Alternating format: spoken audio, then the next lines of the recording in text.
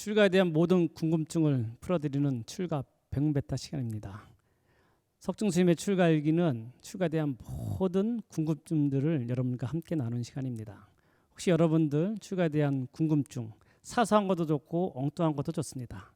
어떤 질문 드는지 아래에 있는 주소나 프로그램 댓글, 유튜브 댓글을 남겨주시면 감사하겠습니다. 첫 번째 질문 만나보도록 하겠습니다. 역사가 오래된 산사에 가면 스님들의 부도탑들이 따로 모여 있던데요. 부도탑이 있는 스님들은 모두 유명하신 큰 스님들이신가요? 부도탑을 조성하는 어떤 기준 같은 게 있는지 궁금합니다.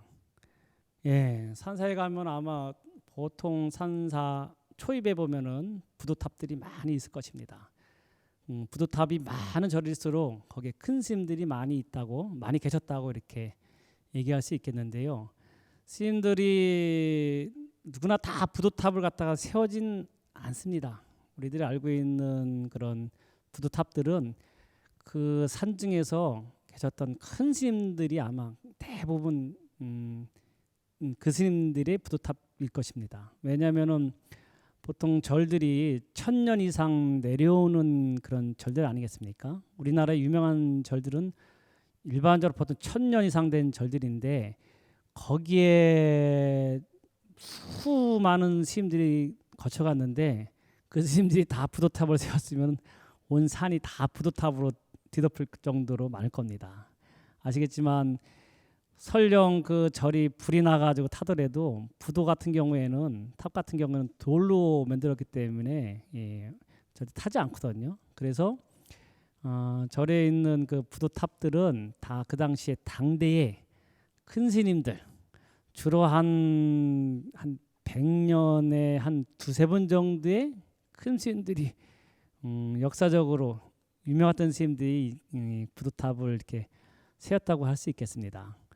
왜냐하면요, 거기 부도탑이 원래 부도탑비가 있다고 하잖아요. 이제 비는 비석이에요. 어떤 스님의 부도탑을 세우면은 그 앞에다가 이제 비석을 이렇게 쭉 세우고 거기에다가 어떤 스님께서 이렇게 쭉 언제 태어나가지고 그 내용이 적지 않습니까? 그래가지고 언제 이제 태어나가지고 이제 어떻게 무슨 활동하시다가 얼마나 졌다. 그 다음에 돌아가시기 전에 이제 개송 같은 것도 이제 거기에 적기도 하고 열반송이라고 할 수 있겠죠. 그 다음에 그 이제 글을 지은 사람 또는 그 제자들부터 해가지고 쭉 그것을 이제 적어놓는 것이 이제 그 비문에 있지 않습니까? 이것이 신라 시대 때부터 해가지고 지금 내려오는 사산비명이라 해가지고 뭐 유명한 그 비문들이 지금도 남아 있잖아요. 최치원이 쓴 그 비문이 남아 있는데 그 전형적인 이제 비문의 모습이라 할 수 있겠고요. 그렇기 때문에 주로 이제 큰 스님들을 중심으로 세워지고 그 다음에 이제 부도탑이라 했을 때 부도탑은 원칙적으로는 거기에 사리를 모시는 거예요. 큰 스님이 열반하시면은 화장을 한 이후에 그 사리를 수습해 가지고 거기다 그 탑 속에다가 사리를 모시는 거예요. 그게 원래 부도탑입니다. 부도라는 것이 원래 사리를 얘기하는 겁니다. 그래서 일반 사람들이 사리 나오는 경우 거의 힘들잖아요. 스님들도 마찬가지잖아요. 일반 스님들한테 잘 안 나옵니다. 그러니까 사리가 나올 정도의 고승대덕, 수행이 많이 하신 스님들을 중심으로 그 스님의 뜻을 기리기 위해서 세우는 것이 부도탑이고 그 앞에 있는 내용을 적은 것은 부도비, 탑비라고 얘기하고 이것이 주로 유명한 스님, 큰 스님들 중심으로 이렇게 세워졌다 이렇게 말씀드리겠습니다.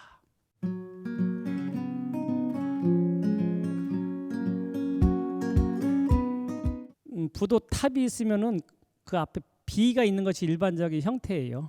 그래서 우리 예전에 뭐 거북이 모양의 이렇게 보면은 탑비가 있잖아요. 그래서 밑에 거북이 모양이든지 용 모양이 이렇게 있고 그 위에 이렇게 그다음 비석을 가가지고 큰 평평한 그 돌에다가 쭉 내용을 갖다 적는 것이 이것이 이제 탑비, 탑에 대한 비문을 갖다 적은 것이고 그 옆에 부도탑은 원통형, 그다음에 석종형이라고 얘기하는데 부처님의 이제 그 사리를 모신 것이 예전에 보면은 보통 보면은 종 있지 않습니까? 우리 범종 같이 종 모양으로 이렇게 모시는 것이 일반적인 부도탑의 모양이었어요. 근데 요즘에는 뭐 여러 가지 예술성을 또 생각하기도 하고 그래가지고 후손들이 그 큰 스님에 어울리는 여러 가지 이 형태의 부도탑을 건립하긴 하는데 일반적인 것이 제일 많이 남아 있는 것이 이 원통형, 즉 큰 종, 범종형의 그런 탑을 만들어서 그 안에다가 사리를 모시는 것이 이것은 부도탑. 그 다음에 그 앞에다가 세우는 것은 탑비. 그런 차이가 좀 있다고 하겠습니다.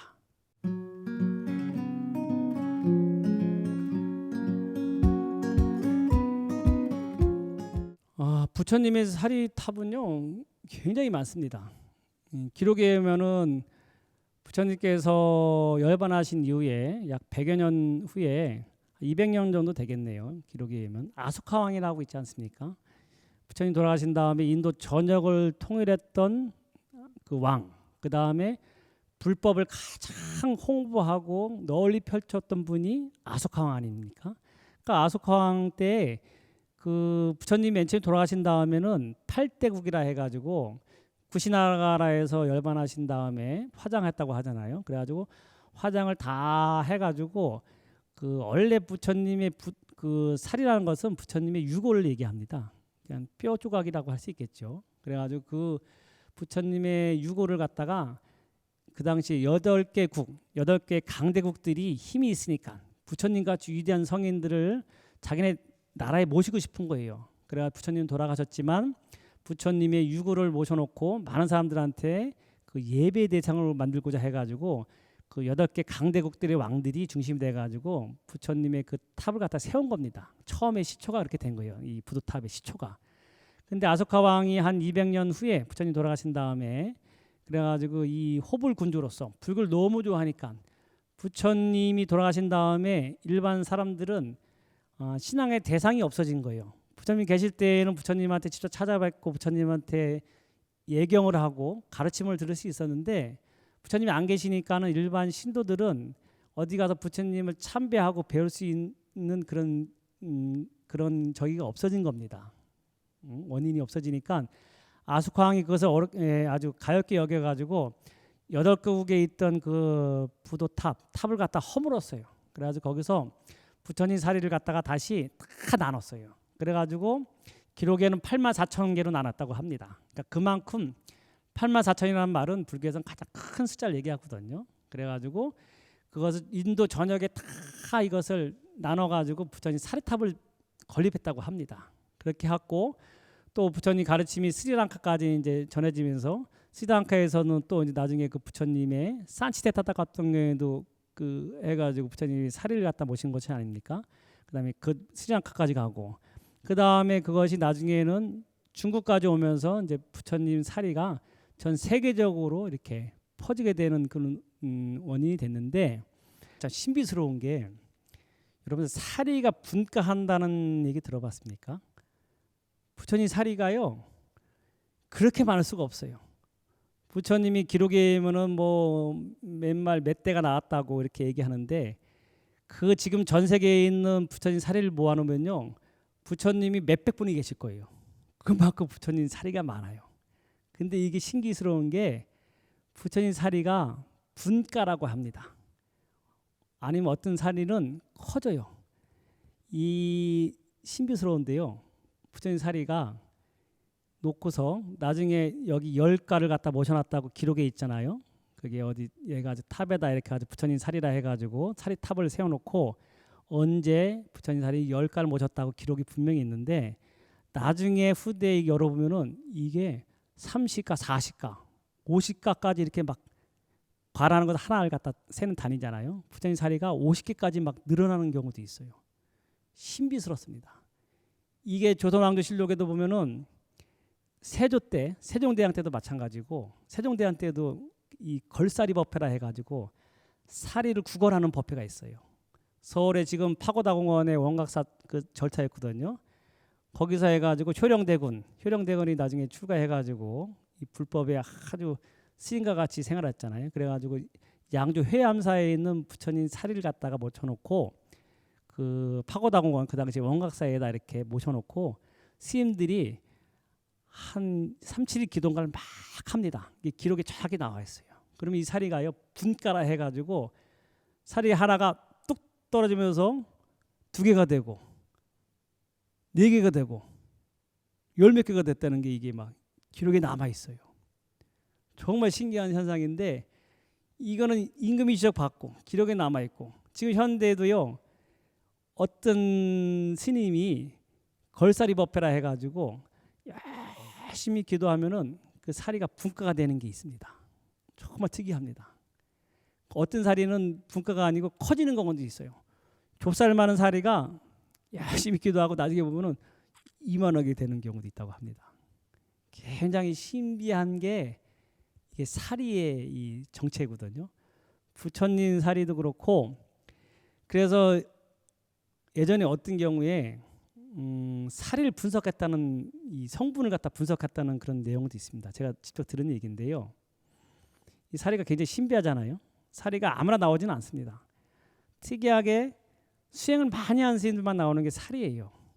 그래서 사리를 갖다가 이게 나오면은 그 성분이 이제 궁금했던 과학자가 있었다고 합니다.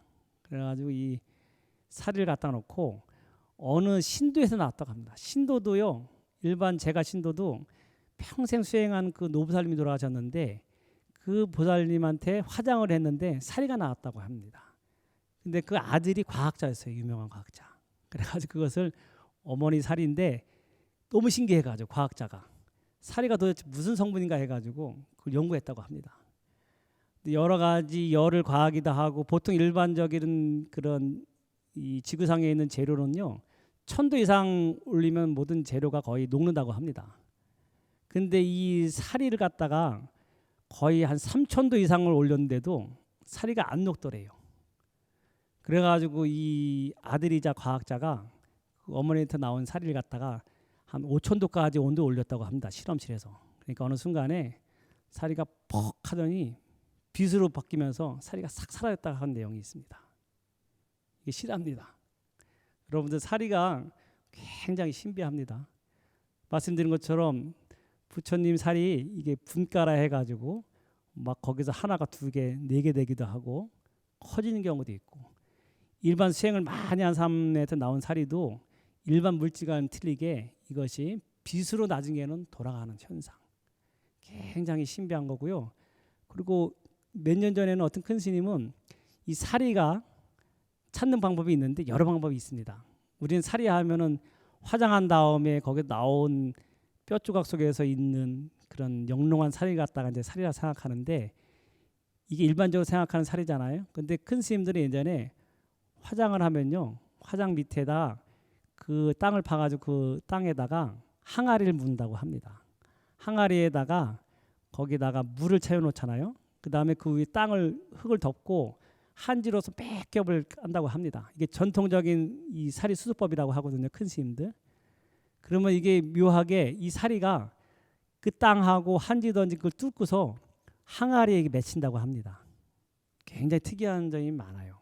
이와 같이 사리는 일반 사람들이 생각하는 그 이상의 아주 신비스러운 것이 있고 또 사리라는 것은 그 목적은 뭐냐면은 부처님께 예배의 대상이에요. 이 사리라는 것이 신비스럽기 때문에 더 뭐 예배 대상도 있겠지만 부처님 그 자신을 갖다가 상징하는 그런 상징물이기 때문에 사리라는 것은 일반 사람들이 공경의 대상이다. 이렇게 말씀드리겠습니다. 그 우리 잘 알고 있는 그 정멸부공이라고 있잖아요. 우리나라에 4대 정멸부공, 5대 정멸부공 해가지고 통도사는 거기 사리 탑 안에 이제 분명히 부처님 사리를 모셨다고 하는 기록이 있고요. 자장율사에서 이제 대대로 내려온 그 사리를 모셔져 있는 것이 통도사고. 그다음에 여러분들 잘 알고 있는 설악산 봉정암 같은 경우 있잖아요. 거기 올라가면은 막 그 해가지고 부처님 사리를 모셔놨다 해가지고 절하는데 거기 봉정암 같은 경우에는 사리 탑이든지 모셔놓은 곳이 없어요. 어딨냐면 그 뒤에 산에다가 사리가 있어요. 누구도 아무도 모른다고 합니다. 근데 이게 가서 열심히 수행하고 기도하잖아요. 그 방광을 한다고 해요. 그 뒤쪽에 사리를 모셔놓은 그 산에서 빛이 확 난다고 합니다. 많은 사람들이 봤어요. 요즘에 현대 이 카메라로 해가지고 담은 모습도 많거든요. 한밤중 깜깜한데 거기서 사리 그 있는 곳에서 아주 환하게 불빛이 나오는 것이 이게 사리의 또 신비하기 부분이기도 합니다. 하여튼 사리가 우리가 생각하는 것처럼 일반 사람들이 생각하는 어떤 하나의 수행의 결정체로서의 어떤 모습도 있지만 신비스러운 모습을 보이는 것이 사리라고 말씀드리겠습니다. 우리나라에도 스님들 사리탑, 부도탑을 갖다가 한 군데 보통 모시는 것이 일반적인데 부처님이 뭐 전 세계적으로 많이 모신 것처럼 의외로도 훌륭한 스님들, 큰 스님들이 부도탑이 많은 경우도 있어요. 대표적인 분이 누구냐면은 나홍스님, 고려 말 조선 초까지 살았던 나홍스님 같은 경우에는요, 양주 회암사에도 있고, 그 다음에 여주 신력사에도 있고, 그 다음에 저기 대승사, 사불산, 묘정암에도 있어요. 묘정암에는 출가한 곳이고, 회암사는 그 나홍스님께서 거기서 법을 피신 곳이고, 깨달음 이후에, 그 다음에 여주 신력사는 거기서 열반한 곳이에요. 그래가지고 출가한 곳, 수행한 곳, 교화를 핀 곳, 열반한 곳 해가지고 다 각자 절마다 부도탑을 모셨어요. 거기다 또 사리도 다 분배해가지고 모셨습니다. 그처럼 특수한 경우는 하지만 만약 어떤 스님이 계시는데 큰 스님이 있으면은 제자들이 그러지 않을 겁니까? 제자들이 많으면은 제자들이 그 각처에 있는 절에서 이렇게 있으면서 그 은사 스님이든지 스승을 갖다가 내가 길이 영원히 이 존경하고 사람들한테 큰 스님의 이 덕화를 갖다 피고 싶다 그런 마음이 있는 분들은 개인적으로 스님들이 그 부도탑을 만들어 가지고 그 절에다 모시는 경우가 있습니다. 그래서 스님들도 전국적으로 이렇게 산지에 있는 유명한 스님들의 부도탑이 몇 군데 있다 이렇게 말씀드리겠습니다.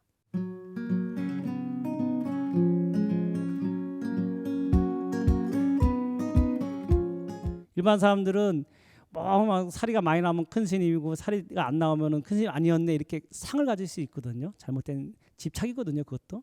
그래서 아예 그런 생각, 잘못된 집착을 없애기 위해서 문중별로 그래가지고 큰 스님들 가풍이 있는 데는 어떤 데는 아예 사리 수습을 못하게 하는 데도 있습니다. 그래서 사리라는 것은 다시 말씀드리지만 존경의 대상이기도 하지만 그 사리를 통해 가지고 나도 열심히 수행해 가지고 이렇게 부처님과 같이 훌륭한 수행자가 되겠다 하는 그러한 어떤 교훈적인 측면을 받아들이면 모르지만 잘못되게 또 사리가 나오고 안 나온 거에 집착해 가지고 이 스님들을 평가하는 것도 옳지 않다.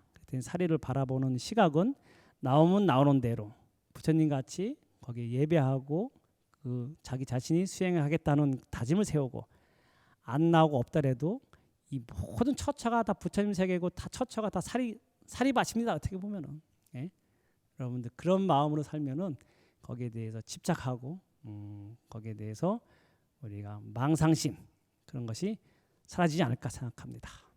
여러분 제가 지금 이렇게 앉아 있는 이곳이 모르는 분들이 많은 것 같아요. 어떤 분들을 저를 요즘에 방송 나오니까 알아보는 분들이 있어요. 근데 이제 스님 스님 하시는데 녹화하는데 그 장소가 어디입니까? 혹시 스님 거기 절이 주지십니까? 이렇게 물어보는 경우도 있는데요. 제가 앉아 있는 이곳은 상암선원이라 해가지고 BBS 불교방송에서 지은 곳이에요.